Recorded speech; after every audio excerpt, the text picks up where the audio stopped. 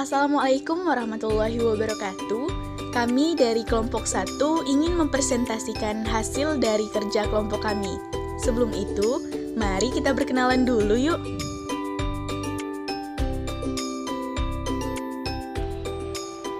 Perkenalkan, nama saya Elizabeth Plodasari dari kelas PBSI Asore semester 4. Perkenalkan, nama saya Valentina Rizka. Saya Nila Alini.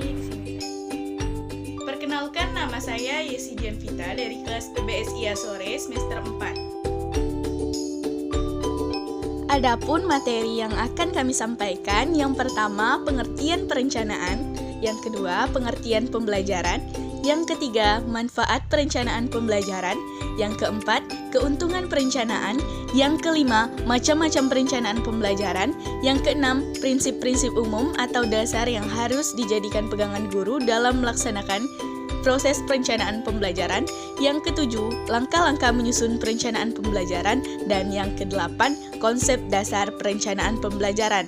Nah, mari kita simak penjelasannya.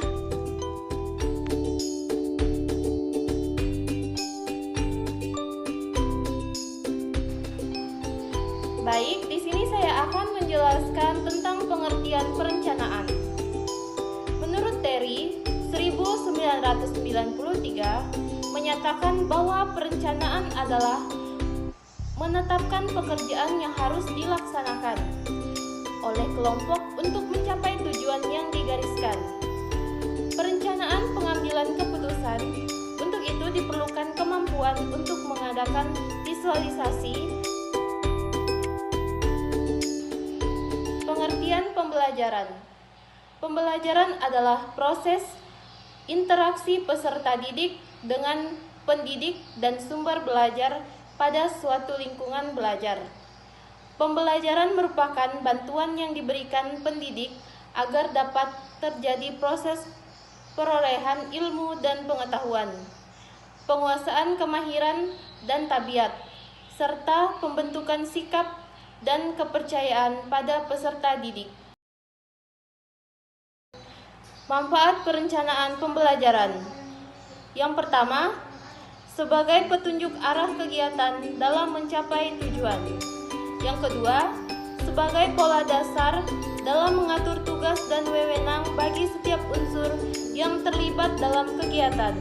Yang ketiga, sebagai pedoman kerja bagi setiap unsur, baik unsur guru maupun unsur murid. Yang keempat, sebagai alat ukur efektif tidaknya suatu pekerjaan sehingga setiap saat diketahui ketepatan dan kelambatan kerja. Yang kelima, untuk bahan penyusunan data agar terjadi keseimbangan kerja. Yang keenam, untuk menghemat waktu, tenaga, alat-alat, dan biaya.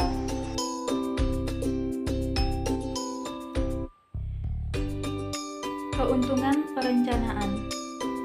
Adapun keuntungan adanya perencanaan adalah 1. Dengan adanya perencanaan, kita dapat menganalisis, mengidentifikasi, dan memecahkan masalah sesuai yang diharapkan.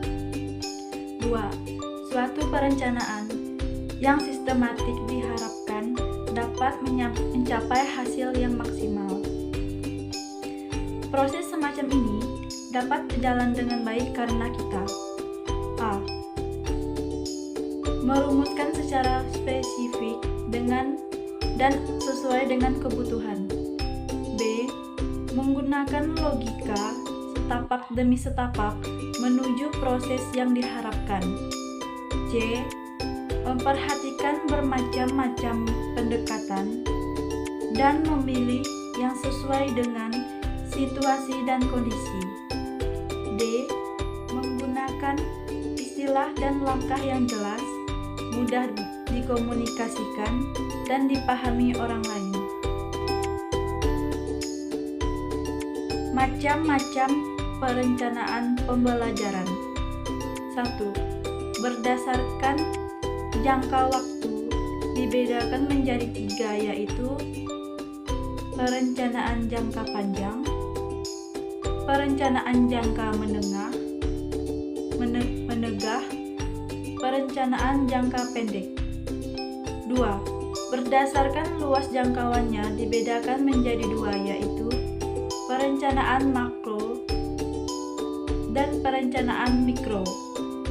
3. Perencanaan dilihat dan ditelaah dibedakan menjadi 3, yaitu perencanaan strategis, perencanaan manajerial, perencanaan operasional.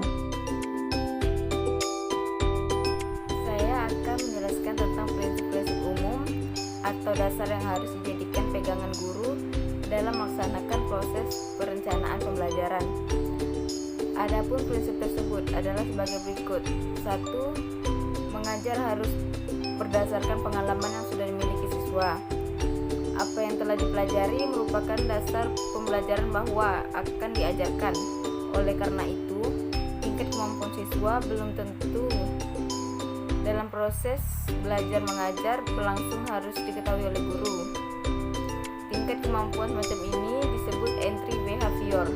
Hal ini sangat penting agar proses belajar mengajar dapat berlangsung secara efektif dan efisien.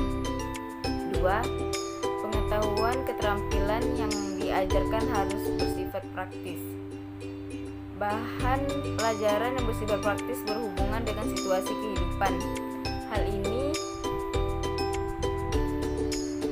dapat menarik minat sekaligus dapat memotivasi belajar. Yang ketiga, mengajar harus memperhatikan perbedaan individual setiap siswa. Yang keempat, kesiapan atau readiness dalam belajar sangat penting dijadikan landasan dalam mengajar. Kesiapan adalah kapasitas atau kemampuan potensial baik bersifat fisik maupun mental untuk melakukan sesuatu. Yang kelima, tujuan mengajar harus diketahui siswa. Apabila tujuan pengajaran diketahui, siswa mempunyai motivasi untuk belajar. Agar tujuan mudah diketahui, harus dirumuskan secara khusus. Yang keenam, mengajar harus mengikuti prinsip psikologi tentang belajar. Para ahli psikologi merumuskan prinsip bahwa belajar itu harus bertahap dan meningkat. Oleh karena itu, dalam mengajar haruslah mempersiapkan bahan yang bersifat gradual, yaitu dari sederhana kepada yang kompleks atau yang rumit, dari konkret kepada yang abstrak, dari umum general kepada yang kompleks, dari yang sudah diketahui atau fakta kepada yang tidak diketahui atau konsep yang bersifat abstrak, dengan menggunakan prinsip induksi ke induksi atau sebaliknya, dan sering menggunakan reinforcement atau penguatan. Langkah-langkah menyusun perencanaan pembelajaran. Ada 6 langkah. Yang pertama, menetapkan misi dan tujuan. Di dalam pendidikan, misi dan tujuan pengajaran mengacu pada misi dan tujuan pendidikan, mulai dari tujuan pendidikan nasional, tujuan institusional, tujuan kurikuler, dan tujuan pengajaran. Yang kedua, diagnosa hambatan dan peluang. Diagnosa hambatan dan peluang termasuk ke dalam bagian analisis SWOT. Yang ketiga, menilai kekuatan dan kelemahan. Kekuatan adalah sumber daya yang dimiliki, baik sumber daya personal maupun sumber daya keuangan. Sedangkan kelemahan adalah kekurangan atau keterbatasan yang dimiliki oleh sumber daya manusianya. Yang keempat, mengembangkan tindakan alternatif. Setelah menganalisis SWOT, maka kepala sekolah dan guru membuat perencanaan, harus dapat memilih alternatif tindakan dari langkah-langkah yang terbaik untuk mencapai tujuan pendidikan. Yang kelima, mengembangkan rencana strategi.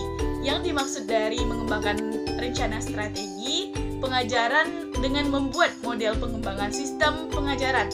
Yang keenam, mengembangkan rencana operasional, diawali dengan analisis materi pengajaran yang terdapat di dalam kurikulum, analisis terhadap kalender pendidikan, pembuatan program tahunan, semester, serta silabus dan sistem penilaian.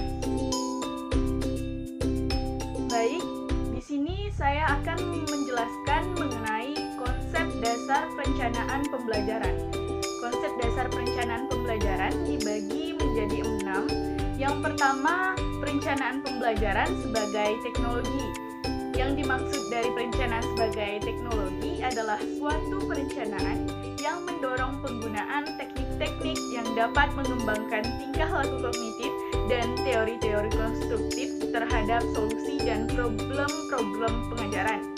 Yang kedua, perencanaan pembelajaran sebagai suatu sistem. Yang dimaksud dari perencanaan sebagai suatu sistem adalah sebuah susunan dari sumber-sumber dan prosedur-prosedur untuk menggerakkan pembelajaran. Yang ketiga, yaitu perencanaan sebagai sebuah disiplin. Yang dimaksud dari perencanaan pembelajaran sebagai sebuah disiplin adalah cabang dari pengetahuan yang senantiasa memperhatikan hasil-hasil penelitian dan mengimplementasi terhadap strategi tersebut. Nah, yang keempat, perencanaan sebagai sains. Yang dimaksud dengan perencanaan sebagai sains adalah mengkreasikan secara detail, spesifik dari pengembangan, implementasi, evaluasi, dan pemeliharaan situasi maupun fasilitas pembelajaran. Yang kelima, perencanaan pembelajaran sebagai sebuah proses.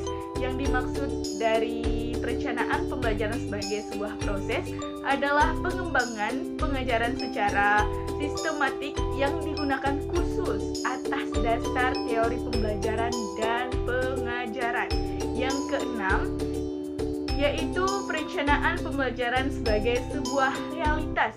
Yang dimaksud dari perencanaan pembelajaran sebagai sebuah realitas adalah ide pengajaran dikembangkan dengan memberikan hubungan antara pengajaran dari waktu ke waktu, dilaksanakan secara sistematik.